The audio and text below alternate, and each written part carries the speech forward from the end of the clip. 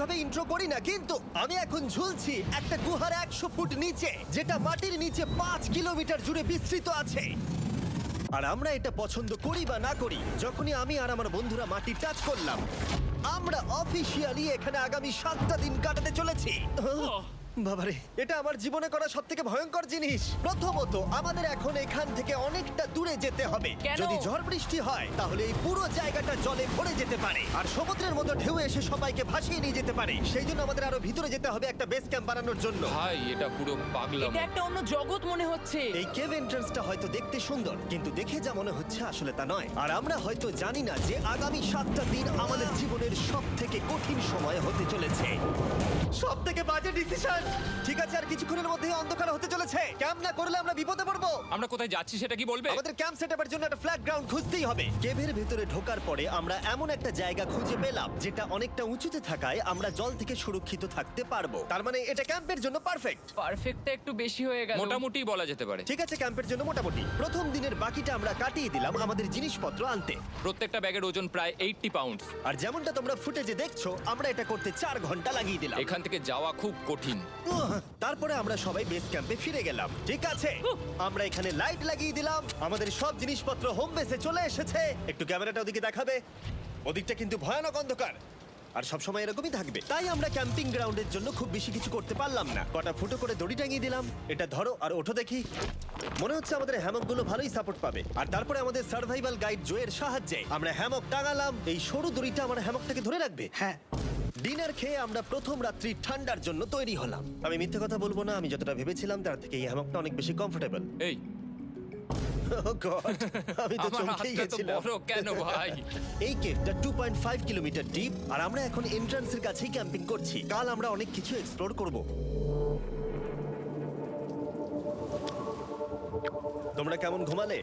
ভয়ঙ্কর। ঘুমই হয়নি। এটা সত্যিই একটা অস্বস্তিকর পরিবেশ। কেবের উপর থেকে অনবরত আমাদের উপরে জল পড়েই যাচ্ছিল, তাই উপরে একটা প্লাস্টিক চাপালাম, কিন্তু তাও আমাদের হ্যামকের উপরে জল পড়েই যাচ্ছিল। একটা আইডিয়া আছে, চলো শেল্টারগুলোকে ভালোভাবে তৈরি করি। আমার মনে হয় এই প্লাস্টিকগুলোকে জুড়ে দিলে আর জল পড়বে না। বাহ, তুমি তো জিনিয়াস। আমি শুধু একজন ইউটিউবারই নয়, ঠিক আছে? আমার হ্যামকটা এটার উপরে ঝুলছিল। মানে দেখো, আমি আরেকটু হলে হ্যামক থেকে নেমে পড়ে যেতাম। আর আমরা সেই সময় এটা বুঝতেই পারিনি যে এই গর্তটা প্রায় 40 ফুট গভীর। তাই যখন আমি আর শন প্লাস্টিকগুলোকে জুড়ছিলাম, তখন ম্যাক আর কার্ল এই গর্তটা কতটা ভয়ঙ্কর সেটা দেখতে গেল। আমার হ্যামকটা দেখতে পাচ্ছো? ওখানে আমি ঘুমোচ্ছিলাম। এদিকটা দেখো। আর যেহেতু এই কেভে সব একই রকম দেখতে, তাই আমাদেরকে ফলো করা অনেকটাই কঠিন ছিল। এই ম্যাপে তোমরা আমাদের হোম বেস দেখতে পারবে, আর দেখতে পারবে ওরা ওখান থেকে কত দূর হ্যাঁ, যাচ্ছে। এটা তো খুবই ভয়ঙ্কর। ভাই এটা পাগলামো। আর যখন ছেলেরা র্যান্ডমলি এক্সপ্লোর করছিল, তখন আমি আর শন ক্যাম্পে কাজ করছিলাম। এই স্লিপিং ব্যাগটা এখানে কেন পড়ে? কারণ এটার থেকে পিয়ের গন্ধ বেরোচ্ছে। ইয়া, এটার থেকে শেখা উচিত স্লিপিং ব্যাগ ভাড়া নিতে নেই। আমরা স্লিপিং ব্যাগ কেন ভাড়া আমি- নিয়েছি? কেন আমি আমরা জানি না। স্লিপিং ব্যাগগুলো কিনে আনতে পারলাম না? আর তারপরে আমরা এই দুটো প্লাস্টিককে জিপ টাই দিয়ে জুড়ে দিলাম। কিছু মনে করো না, এই দড়িটার উপরে আমার জীবন বাজি আছে। আর তখন ওইদিকে ম্যাক আর কার্ল তখন ওই গর্তের মধ্যে। ও মাই গড, ম্যাক! আর শেষ পর্যন্ত ওরা একদম নিচে পৌঁছে গেল। এই! আমি তো ভাবলাম সবাই ক্যাম্প নিয়ে কাজ করবে। আমরা শুধু দেখাচ্ছিলাম জায়গাটা কতটা ভয়ঙ্কর। না পড়লেই হবে, তোমাদের স্কিল নেই। আচ্ছা ঠিক আছে। আর যদিও ওদের এবার ফিরে আসা উচিত ছিল, কিন্তু কাল আর ম্যাক এটা কতটা গভীর সেটা দেখানোর চেষ্টা করলো। ভাই এটা দেখতে দারুণ লাগছে। তুমি কি নদীটাকে পার করতে পারবে? কিন্তু ওরা এটা জানে না যে এই রিভারটা এই কেভের গোটাটাই জুড়ে আছে। তার মানে এর মধ্যেও আমাদের কিছুটা সময় কাটাতে হতেই পারে। ওই তো ওরা এসে গেছে। এসো। তোমরা রান্না করে রেখেছো তো? হ্যাঁ, রান্না করেছি। ঠিক বলেছ।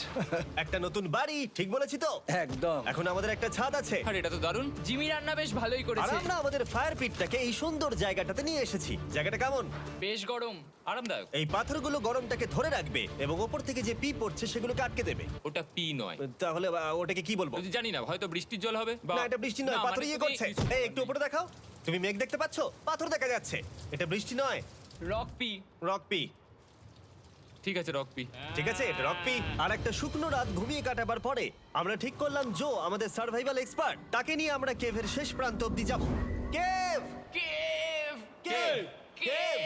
Cave, cave! কেভ! দেখা যাক আমরা কেভের কতটা গভীরে যেতে পারি। তোমরা কিন্তু মনে রাখবে আমরা সবেমাত্র কেভের এন্ট্রান্সের দিকেই আছি, আর আমাদের ইচ্ছা এই কেভের শেষ প্রান্ত অব্দি যাওয়া, অবশ্যই না মরে গিয়ে।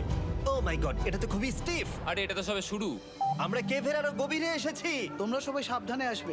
এটা খুবই ছোট জায়গা, আমার মনে হয় না এখান থেকে আমি যেতে পারবো। কেভ এক্সপ্লোরের ইন্টারেস্টিং জিনিসটা হলো যা হোক করে আমাদের এই ছোট্ট ফাঁকগুলোর মধ্য দিয়ে এগিয়ে যেতে হবে। ও মাই গড, খুব ছোট জায়গা। আর তারপরেই খুব বড় একটা জায়গা আসবে, সেটা এতটাই বড় যে কিছু না দেখতে পাওয়ার জন্য এটা করতে হলো। ও মাই গড। এবার আমি সব দেখতে পাচ্ছি, এটা দুর্দান্ত। এটার তো অনেক আলো। ভাই জায়গাটা কতটা সুন্দর দেখো। বাপরে কি আলো, আমি তো তাকাতেই পারছি না। আমি তো অন্ধ হয়ে যাব মনে হচ্ছে। এ বাবা, এটা কি হলো? আমরা বোধহয় ঠিক মতো এটাকে ব্যবহার করতে জানতামই না। চলো এগিয়ে যাই। আর তাই আমরা এগোতে থাকলাম। এই যে এই জায়গাগুলো, এগুলো খুব ভালো ধরার এখানে? জায়গা। এগুলো ধরে এখান থেকে পা ঘুরিয়ে চলে আসতে পারবে। এইভাবে কি? হ্যাঁ, একদম পারফেক্ট। জো সব থেকে ভালো কেভ গাইড। এভাবে কেউ গাইড করতে পারবে না। ঠিক আছে, এইবার ব্যাপারটা ইন্টারেস্টিং হবে। কি? এটা কি? এখান থেকে আমাদের ওয়েট শুট পরে সাঁতার কেটে যেতে হবে। গতকাল ম্যাক আর কার্ল এটা নিয়ে মজা করছিল, কিন্তু এই কেভে আমাদের পরের অ্যাডভেঞ্চারটা ছিল একটা প্রায় জমে যাওয়া নদীর মধ্যে। ও মাই গড, এটা তো পাগলামি! তার মানে আমাদের ওয়েট শুট পড়তেই হবে যাতে আমাদের হাইপোথার্মিয়া না হয়। আমরা এটা কেন করছি? এই এক্সপেরিয়েন্সটা তো জীবনে একবারই হবে। এটা করলে হয়তো আর নাও বেঁচে থাকতে পারি। আমাদের এই কেভের শেষে পৌঁছতে হলে আমাদের এই নদীর মধ্য দিয়ে, এই ছোট্ট ফাঁকগুলোর মধ্য দিয়ে সাবধানে ধীরে ধীরে এগিয়ে যেতে হবে। আস্তে আস্তে নামো, স্রোতের কারণে পা পেছনে টানতে পারে। ঠিক আছে, আমি তাহলে নামছি। তুমি ওই দেয়ালগুলো ধরে ধরে এগোতে থাকো আস্তে এটা তো আস্তে। খুব ঠান্ডা।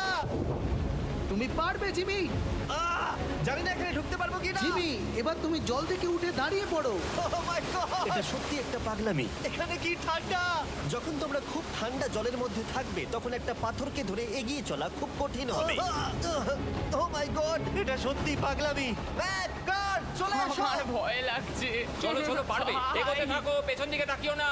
একবার দেখো আমরা কি করছি। কিন্তু এই বাধাগুলো এতটা কঠিন ছিল না সামনে যা আসতে চলেছিল তার তুলনায়। আমরা পেরেছি।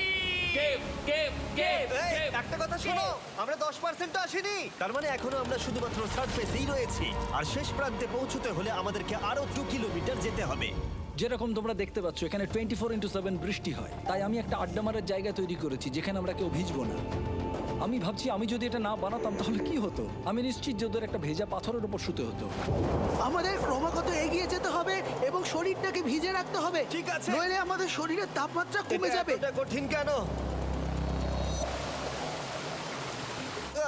সব থেকে বাজে ব্যাপার হলো আমরা যতটাই দিকে এগোবো ততটাই আমাদের পিছন দিকে ক্যাম্পে ফিরতে হবে। আমাদের পরের বাধাটা হয়তো জলের মধ্যে নয়, কিন্তু তার মানে এটা নয় যে সেটা সহজ হবে। আরে এটা কি মাকড়সার জাল? কিন্তু আমি মাকড়সা দেখতে পাচ্ছি না। তার কেন? মানে ওটা আমাদের উপরে আছে। আরে তোমার গায়ে, তোমার গায়ে। আমার বন্ধুরা বলতে বাজে। এই গেমটা মিস্টার বিস ভিডিওর মতো, যত এগোবে ততই কঠিন হবে।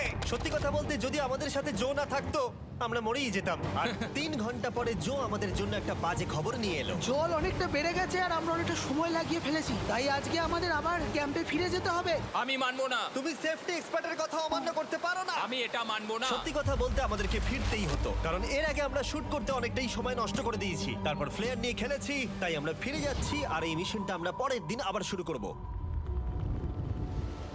শন, আমরা এসে গেছি। আরে তুমি এখানে কি করছিলে? এখন তোমরা কেউ ভিজবে না। আমি তো জানতামই না এই লাইটগুলো আমরা এনেছি। এগুলো দারুণ লাগছে তাই না? দুঃখের বিষয় আজকে আমরা মাত্র 20% এগোতে পেরেছি, কিন্তু বিশ্বাস করো আমরা শেষ পর্যন্ত অবশ্যই যাব আগামী কয়েকদিনের মধ্যেই। আমার মনে হয় না। কোনোদিনই হবে না। আমি তো বললাম। আমরা ডে 4টা রেস্ট নেব আর ডে 5-এ চেষ্টা করব এই কেভের শেষ অবধি যাবার। দেখা যাক কি হয়। ডে 3-তে মজা হলো, কালকে আবার দেখা হচ্ছে। আর কেভের ভিতরে 3টে খুব বাজে রাত কাটাবার পরে পরের দিন সকালে আমাদের মাথায় শুধু একটাই কথা আসছিল। আমার একটা হট শাওয়ার চাই, তবে আমি এখন একটু শান্তি পাবো। ও, এখন শাওয়ার পেলে কিন্তু দারুণ হয়। আমি চান করিনি প্রায় 3-4 দিন হয়ে গেল। তোমরা নিশ্চয়ই জানো কেভের মধ্যে শাওয়ার করা সম্ভব নয়। আমাদের অনেকটা পথ হেঁটে সাবধানে আগের রিভার বেডের কাছে পৌঁছতে হলো। ও মাই গড! আমি আমার ব্রেনকে ফিল করতে পারছি। আমি এভাবে ব্রেনকে ফিল আমার করিনি। কপালটা জমে গেল পুরো। চলো ড্রোন দিয়ে মাথার চুলগুলো শুকিয়ে নি। এদিকে এসো ড্রোন। ও দাঁড়াও দাঁড়াও দাঁড়াও, এটা কিন্তু কাজ করছে। হ্যাঁ, দারুণ কাজ করছে। ড্রোন থাকতে হেয়ার ড্রায়ারের কি দরকার? আর চুল শুকানোর পর আমরা জোয়ের সাথে জার্নির প্ল্যান করতে বসলাম। এটা কি জো? এটাই কেভের ম্যাপ। আগেরবার আমাদের থামতে হয়েছিল কারণ জল খুব জোরে বইছিল। এখন বৃষ্টি কম হচ্ছে, তাই কালকে আমরা নিশ্চয়ই এই কেভের শেষে পৌঁছে যাব। এটা ভয়ঙ্কর হতে চলেছে। প্রথমে আমাদের কালকে যেখান দিয়ে গেলাম সেখান দিয়ে আগে যেতে হবে, জলের মধ্যে ঝাঁপ দিতে হবে এবং পাথর দেখে হাঁটতে হবে। এগুলো সবকটা আমরা যদি পার করতে পারি তাহলে আমরা গ্লো ওয়ার্ম চেম্বারে পৌঁছে যাব। কেমন দেখতে তুমি সেটা বলো না, আমি তোমাদেরকে সারপ্রাইজ দিতে চাই। তোমার মনে হয় আমরা পারবো? ওইসব বাদ দাও, আমরা ঠিক কালকে পৌঁছে যাব। কালকের প্ল্যান আমরা চক আউট করে নিয়েছি। আমরা রেস্ট করছি আর ফেস্টিভ্যাল স্মোর্টস খাচ্ছি আমাদের এনার্জি রিগেন করতে। সবাইকে চিয়ার্স। Yippee! জো এই প্রথমবার ফেস্টিভ্যাল স্মোর্টস খাচ্ছে। জো সত্যি কথা বলবে। এটা দারুণ, তাহলে ভালো লাগলো? দারুণ লেগেছে। আমরা এই চকলেটটা আগে কেন বের করিনি? এটা এমনি চকলেটের থেকে 10 গুণ ভালো খেতে। সত্যি কথা বলতে তোমরা যদি ফেস্টিভ্যালের সাথে স্মোর্টস ট্রাই না করে থাকো তাহলে তোমরা মিস করছো। কালকে আমরা পুরো কেভটা এক্সপ্লোর করব, দেখা হচ্ছে। তাই আমরা ভালো করে ঘুমানোর চেষ্টা করলাম আর কালকের প্রিপারেশন নিলাম কেভের শেষে যাওয়ার জন্য। আমরা আমাদের জীবনের সবথেকে ডেঞ্জারাস জার্নি করতে চলেছি। ডে 3 এর অভিজ্ঞতা মাথায় রেখে আমরা কম শুট করেছি যাতে আমরা সামনের দিকে তাড়াতাড়ি এগোতে পারি। জলটা খুব ঠান্ডা হ্যাঁ, আগের দিনের মতোই খুব ভালো। এই তো আর যাতে আমরা সবাই বেঁচে ফিরতে পারি তাই জো ছাড়াও আরেকজন সার্ভাইভাল এক্সপার্টকে আমরা নিয়ে এসেছিলাম। এখানে আমরা ডে 3 তে আটকে গেছিলাম। এখন আমরা কি করব? এবারে আমরা অনেক তাড়াতাড়ি এসেছি। আমাদের পিছনে ঘন অন্ধকার, কোথায় যাব? এই রাস্তাটা অনেক সরু এবং হ্যাঁ। স্রোত প্রচুর বেশি, তাই আমরা দেয়ালগুলো ধরে ধরে আস্তে আস্তে এগোবো। এই যে এইভাবে। ও হ্যাঁ, God! এই রকটায় জাম্প করো। কয়েকটা ভালো পাথর আছে যেগুলোকে তুমি ধরে এগোতে পারবে। আরে এখানটা তো অনেক অন্ধকার। আমি আর পা পাচ্ছি না, আমি এখন মাটিতে আর পাই পাচ্ছি না। যেহেতু আমরা মাটিতে পা পাচ্ছিলাম না, তার মানে যদি আমরা পাথর ছেড়ে দিই তাহলে এই জলের স্রোত আমাদেরকে ভাসিয়ে নিয়ে যেতে পারে। জো, আমরা কি করব? আমি এটা ধরে এসেছি, তুমি এটা ঠিক ধরো। আছে, আমি তো দেখতেও পাচ্ছি না কোথায় যাচ্ছি। জো, স্রোত আমাকে ভাসিয়ে নিয়ে চলে যাচ্ছে। আমি তুমি করবো কি করে? পারবে, পারবে। শুধু মুখটা এখান থেকে ঢুকিয়ে দাও, আমি হেল্প করছি। এখানে আমি ঢুকবো? হ্যাঁ, এই গর্তের মধ্যে। এই তো, খুব ভালো। এটা আমার জীবনের সবথেকে বিপজ্জনক অ্যাডভেঞ্চার। আমরা এখন কেভের অনেক গভীরে চলে এসেছি আর এবার আমাদের সামনে প্রথম বড় বাধা। এখানে জলের একটা ঘূর্ণাবর্ত আছে, যদি তুমি এর মধ্যে পড়ে যাও তাহলে তোমাকে একদম নিচে নিয়ে চলে যাবে। মানে আমরা পড়ে গেলে মরে যেতে পারি। হ্যাঁ, মানে আমরা মৃত্যুর সাথে খেলা করছি? এটা এতটা বিপজ্জনক হতে পারে আমি সত্যিই ভাবিনি। খুব ভালো। এই তো, তাহলে কি আমার পা এখানে হ্যাঁ, রাখবো? রাখো রাখো। ঠিক আছে, এই তো আমি পেরেছি। এটা আমার ভাবনার থেকেও বেশি কঠিন ছিল। এই নদীটা কতটা শক্তিশালী এই গোটা কেভটাকে তৈরি করেছে। কিন্তু মজার ব্যাপার হলো আমরা পাথরের মতো শক্তিশালী নই। আমি শুধুমাত্র মানুষের মতোই শক্তিশালী। সৌভাগ্যবশত কাল এই অ্যাডভেঞ্চারে লিড করেনি, তার বদলে আমরা একজন অ্যাভেঞ্জার জোকে পেয়েছি। ও কতটা এক্সপার্ট তার প্রমাণ হিসেবে বলতে পারি। সে লিটারালি কতটা ওপর থেকে আমাদেরকে নদীতে ঝাঁপ দিয়ে দেখালো। ও মাই গড, এটা পাগলামি। কে বললো এটা পাগলামি? এটা তো আমার কাছে খুবই সহজ। আমি এটা করব। তুমি কোনোভাবেই এটা করতে পারবে না। আরে কি বলছোটা কি তুমি? আমি এক্ষুনি করতে চাই। চলো যাচ্ছি Joe. God speed back. Jimmy আমার সাথে যা যা করেছে তার কাছে এটা তো কিছুই নয়। 3, 2, 1।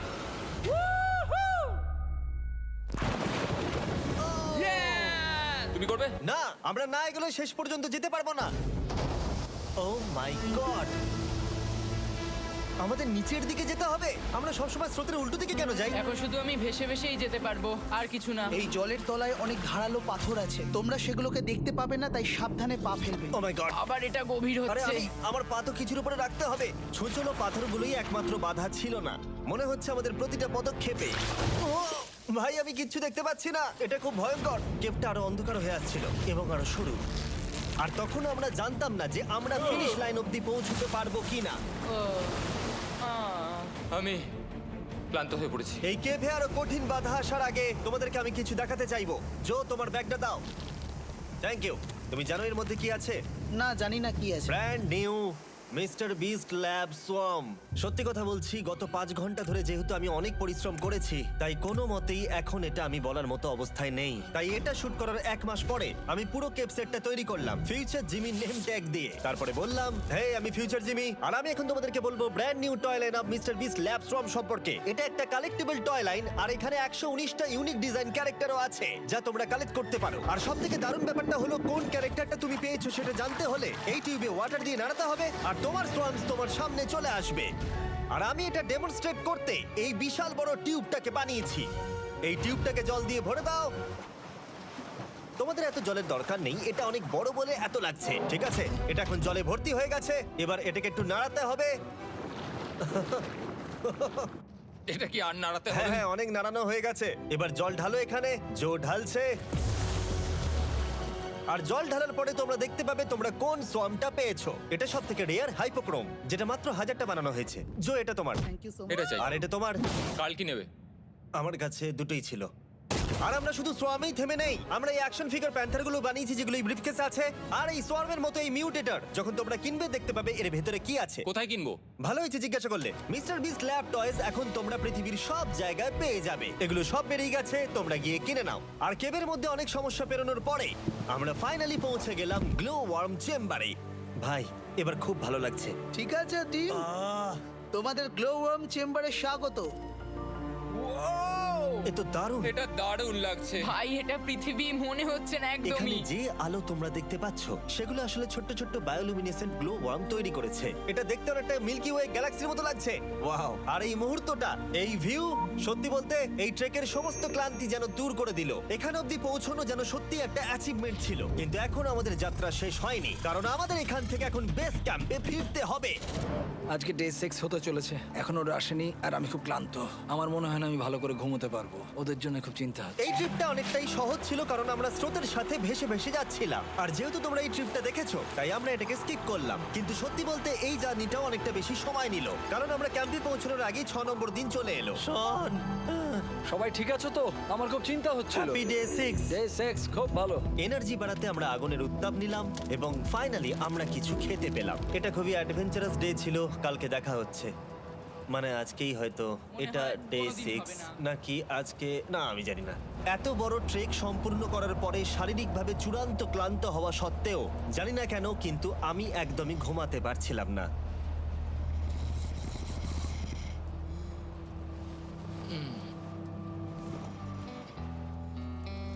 আমি 7 দিন সলিটারি কনফাইনমেন্টে কাটিয়েছি, কবরে কাটিয়েছি, 7 দিন রাফটে থেকেছি। কিন্তু সত্যি কথা বলতে এটা সবার থেকে বেশি কঠিন ছিল, কারণ সব সময় ভিজে, ঠান্ডা, প্রত্যেক মুহূর্তে এই পাথরগুলো শরীরে ব্যথা দিচ্ছে।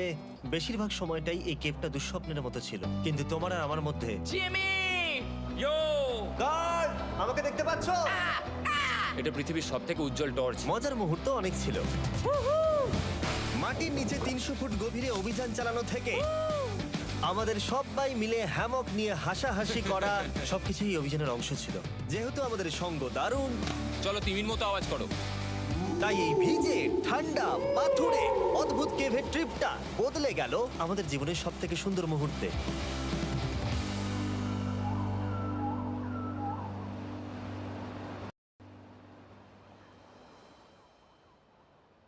আমরা এখান থেকে যাব না যতক্ষণ না সবকিছু তোলা হচ্ছে।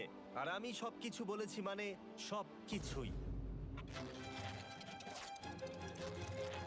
চলো এবার বেরোনো যাক। আর যখন আমরা মাউথ কেভে আবার ফিরে এলাম, ভাই ওপরটা দেখতে দারুণ লাগছে। তখন জয়ের জন্য একটা সারপ্রাইজ ছিল।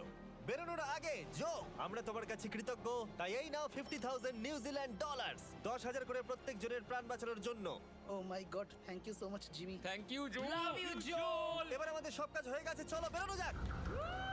7টা দিন পরে আমরা ফাইনালি এখান থেকে বেরোচ্ছি।